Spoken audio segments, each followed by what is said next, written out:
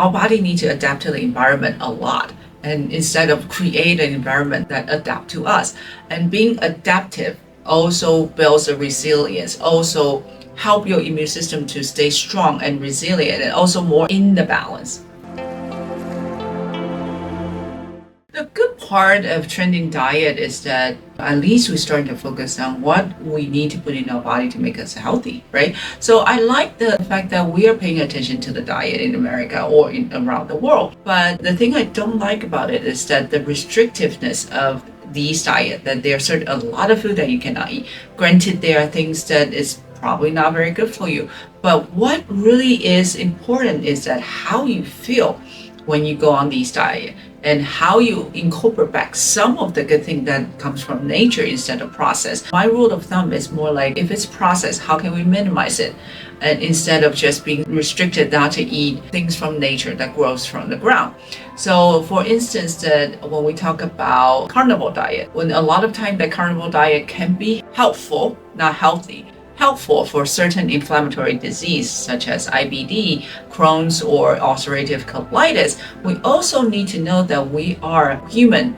We are not supposed to eat just on meat because there's an enzyme that we cannot synthesize. There are vitamins our body just cannot make.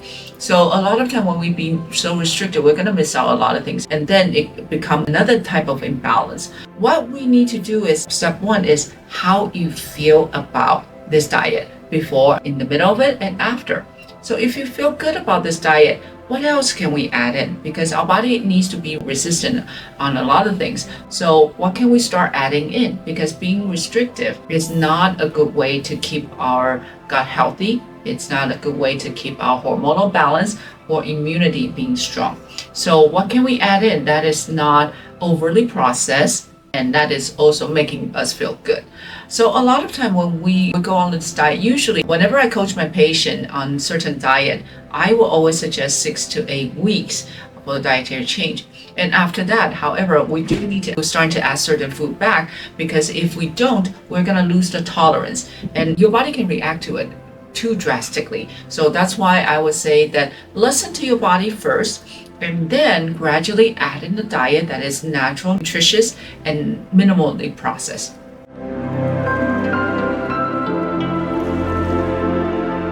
A lot of time the bowel can be different, especially your bowel habit can be different, and your body's reaction will be different. Or detoxing. If it's shorter than 6 to 8 weeks, our body was not able to detox completely.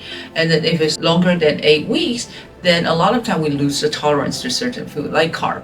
So a lot of time that if we lose the tolerance for carb, we don't know how to digest it, we don't know how to make the enzyme, or we don't have a good insulin production for that, we can have the blood sugar going up too fast after eating carbs. So that's why after 8 weeks, I would suggest start adding back things. Not drastically, not like, okay, you're going carb free and all of a sudden we start to eat a lot of cracker. That's not how it goes. We add it slowly and observe how the body reacts.